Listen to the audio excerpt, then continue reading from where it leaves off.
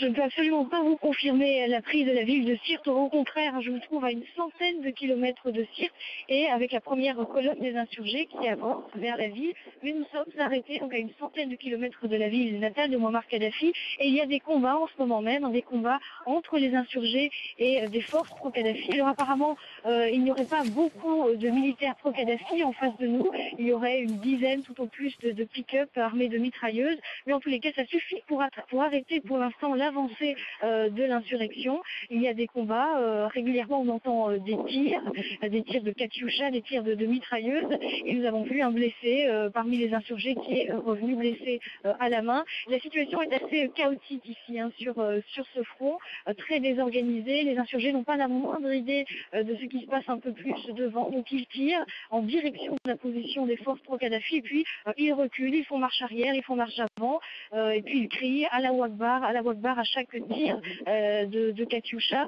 Et puis il y a beaucoup de touristes ici aussi, beaucoup de curieux qui sont venus se faire prendre en photo en première ligne aux côtés des insurgés. Donc pour ce qui est de la situation à Sirte, donc elle est incertaine, mais d'après la situation sur le terrain, on doute fort que la ville ait été déjà prise en main par les insurgés, même si leur avancée est rapide. C'est un porte-parole de la rébellion qui l'a annoncé, mais sur le terrain, pour l'instant, ça n'est pas confirmé. Tout ce qui est confirmé, c'est qu'il y a eu des frappes de la coalition. 9 explosions très fortes ont été entendues autour de Sirte, donc il y a eu des frappes de la coalition aux abords de Sirte, mais pour l'instant, la ville ne serait pas encore aux mains des insurgés.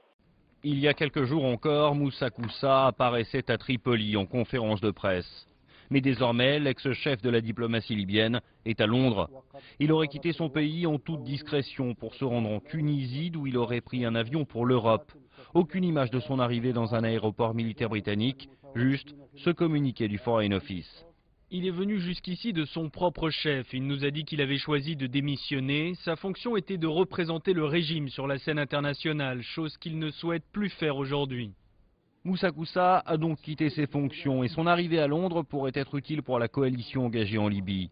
Car cet homme était un proche de Kadhafi, un fidèle du régime au fait de nombreux dossiers sensibles.